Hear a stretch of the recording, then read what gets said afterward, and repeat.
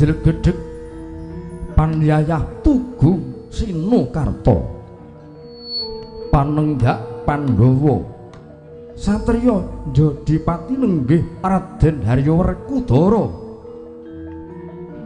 katingal goreh rongeh pasemone datanpa jenjem karana kasaputing mawayanganipun ingkang Rama sawarga Prabu Pandhu Dewanata miwah ingkang Ibu Dewi Madrim ingkang kasiksa mapan jroning kawah Candra-Dimuka.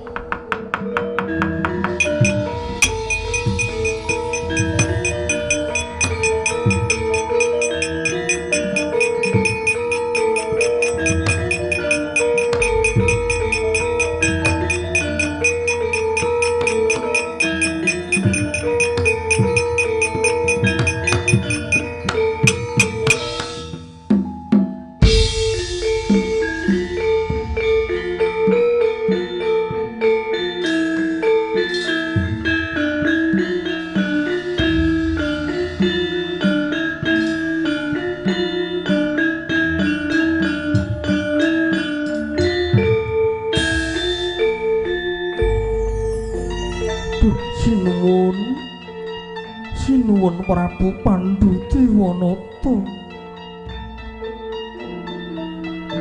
mekaten penandhang ingkang kedah kula sandhang dipun siksa mapan wonten ing kawah Candra-Dimuka. Sinuwun boten kiyat nyampah raosing manah kula dumugi menapa pundhating lampan ingkang kedah katampi panjenengan saha kula sinuwun Prabu Pandhu Dewanata. Garwanipun Kakang Yayi Dewi Madrim tak suwun kanthi banget jeneng sira ingkang sabar nggone nglakoni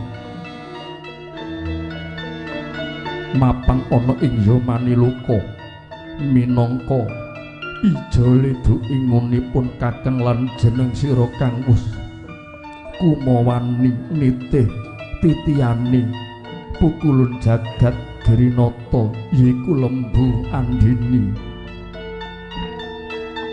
Duh sinuwun Sang Marteng Jagat tinimbang ingkang garwa kula ing sakmangke dipun papanaken wonten ing Yamaniloka langkung prayogi kula nyuwun pejah kasendalo mayang ing sakmangke langkung prayogi tinimbang ingkang garwa kula kedah dipun papanaken wonten ing kawah Candra-Dimuka. Sinuwun Pandhu Madrim.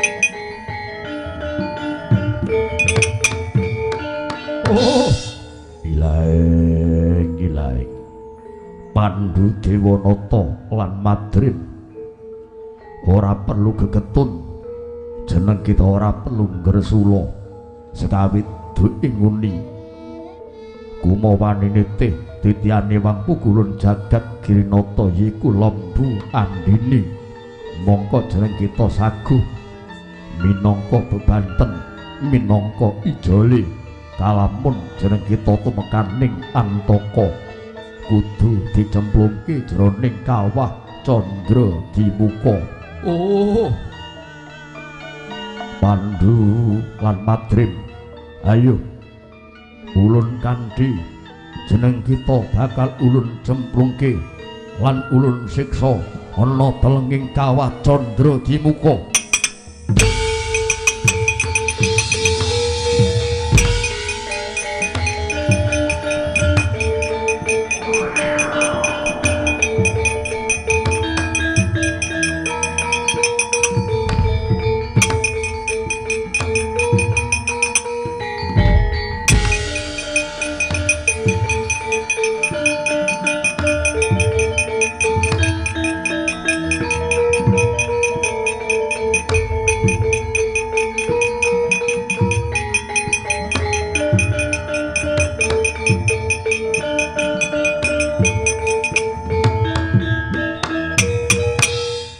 rahayu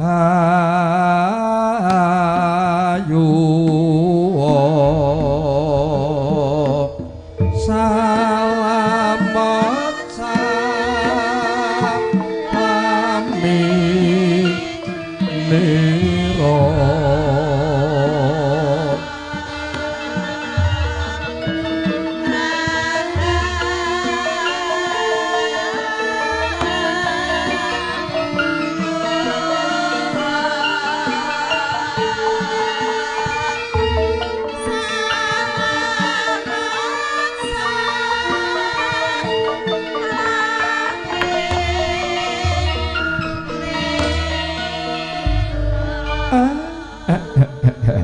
bergegek ugeg-ugeg sadulita hemel petis laes nutul jae mono bendara kula Gus Ndara Werkudara panjenengan kula tingali kok mboten jenjem semune goreh krongeh polatane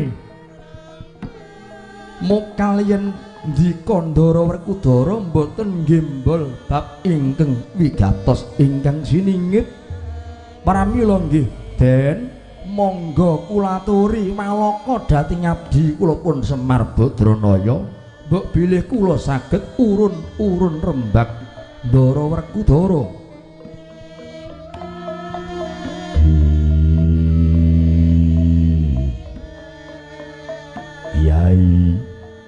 Kyai Semar Badranaya kula wonten dawuh lho tanggap ing sasmita nggonmu dadi pamong nggonmu dadi lurah ngerti karo sing tak sandhan ngerti karo sing tak rasake Kyai panjenengan menggalihke napa kula aturi ngendika pangrasaku Werkudara nggone dadi satriyaning praja tanpa guna beda apa aku ngenyam kamukten keceh bondo yen nyatane aku kudu ancik kasengsarane wong tuaku Bapa Pandhu lan Ibu Madrim ingkang kasiksa ana ing Yomani Loka Kyai lajeng karep sampeyan lajeng napa nek empun ngerti lakon sing disandang wong tuamu sawarga sinuwun Prabu Pandhu lan ibumu Dewi Madrim terus sampeyan lajeng napa kepuntone karep yiku wujude tekadku ora bakal leren nggonku nglakoni tarak brata kalamun durung bisa ngluhurke leluhurku kanthi cara ngentaske penandhange Bapa Pandhu lan Ibu Madrim saka telenging kawah Candra Dimuka yen ngaten kula cocok kula gathuk kula mathuk ngeten nggih Gus wong urip niku kudu ngerteni telung perkara kewajibane anak kalih wong tuwa najan besok pun tumekaning titi wanci badan wadak wujude otot balung sumsum getih lan rambut niki pun sirna ning telung perkara niki mboten badhe nya antawisipun setunggal inggih niki bocah sing bekti kalih Rama lan ibune bocah ingkang bekti dhateng Rama lan ibunipun kanthi cara nuhoni dhateng reh prentahipun mikul dhuwur mendem jero sedaya dawuh-dawuhipun Rama lan Ibu kedah dipun estoaken ampun nganti dipun centulani jalaran Rama utawi bapa niku lantaran tumurun ing wiji Ibu minangka dadi pertapan dangunipun 9 sasi 10 dina Ibu ingkang mandi niku sepatane bapa sing mandi niku dongane dene sing angka 2 nggih niku mau ngelmu ingkang migunani dititahke dilairke wonten jagat gumelar pamriye supaya golek kawruh golek ngelmu ngaji dhateng Rama Kyai lan para santri kinarya tuntunan gesang lan ampun nganti lali dhateng kendalining urip nggih niku agama suci limang wektu mang tindake kinarya syarat sarana mepermubal babaling hawa nepsu dening angka 3 nggih niku laku dharma labuh labet ngamal utawi tetulung dhateng sinten kemawon ning nyampun duweni rasa suprih lan pamrih pedah menapa weweh ning duweni milik duweni pamrih niku jenenge mboten rila sing apik sing becik yen tetulung yen peparing niku landhesane tresna welas lan asih tangan tengen sing maringi tangan kiwa ampun nganti ngerti mila nggih Gus rening sampan pun gumregah kaya ginugah nedya ngluhurke leluhur sampeyan nggih sudarmamu piyambak sinuwun pandulan inggih Ibu Dewi Madrim kula rumajeng kula mathuk lan kula gathuk mugi-mugi tekad sampean sing kenceng ngeten iki saged mahanani pepadang tumrap nusa lan bangsa Gus.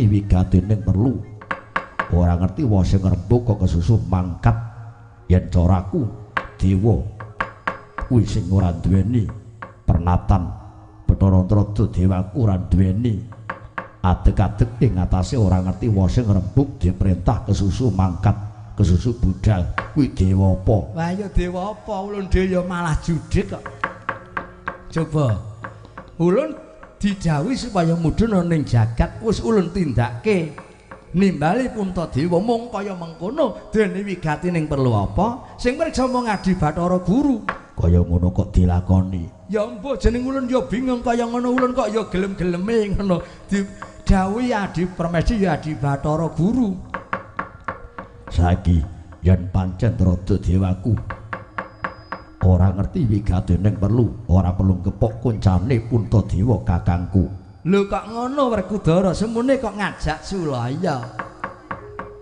kok semune Werkudara ora nayogyani aku ngrelakke lamun to ngerti wigatening perlu lamun to rada dewaku ora gelem nuduhke wa sing rembug bakal tak gendoli Puntadewa ora kena munggah ana kayangan jungkring saloka kagat rek sangka perangu renangkol kenampet kampet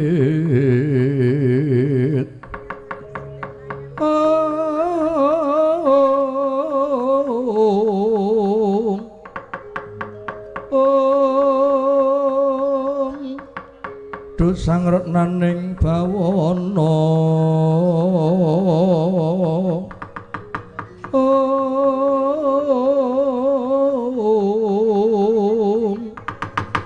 ya gitu kang walang ati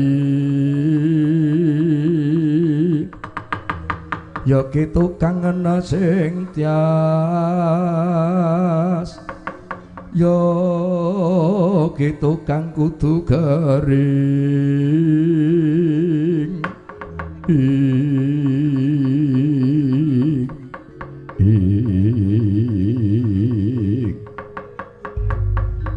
pare paksa ulun kudu bloko kelawan jeneng kita tak ubeng-ubengke ning nyatane doyak karo Werkudara ngene yo ngger Puntadewa persajan wae wigatining perlu Puntadewa kok ditimbali munggah ana kayangan Suralaya sebab kita bakal nampa dokane Adi Permesti Bathara Guru.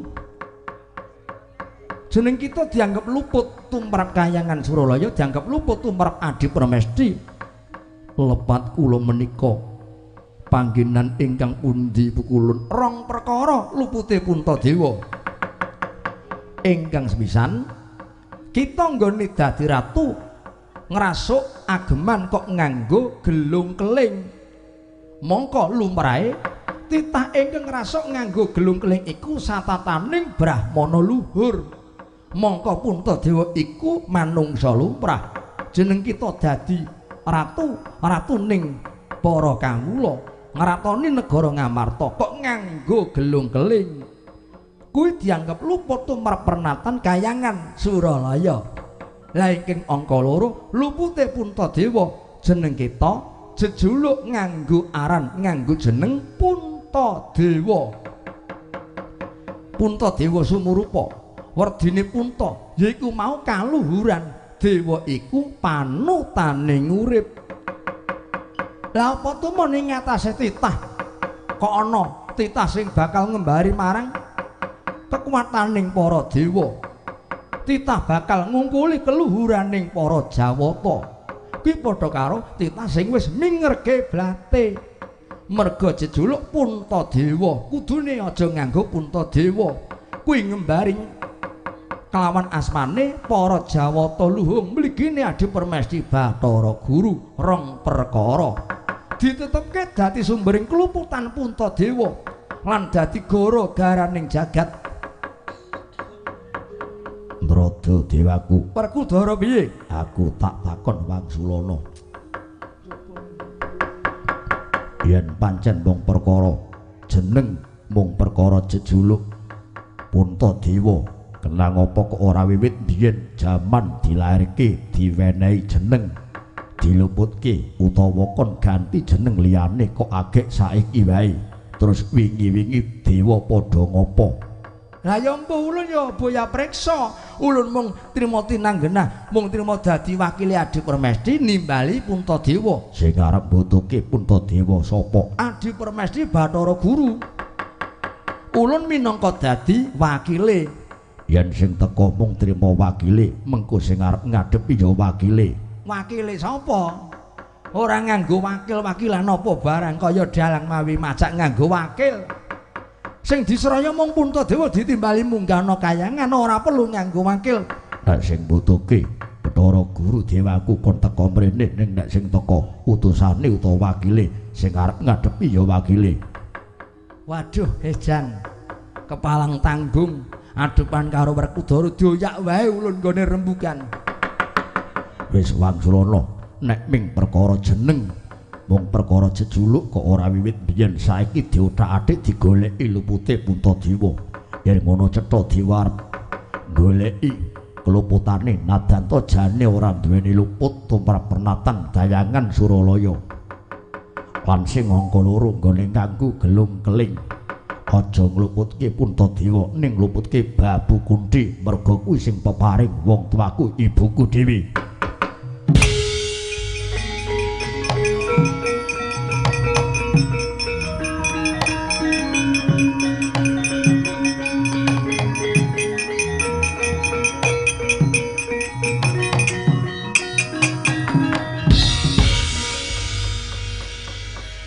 Puntadewa, Werkudara lan kabeh wae.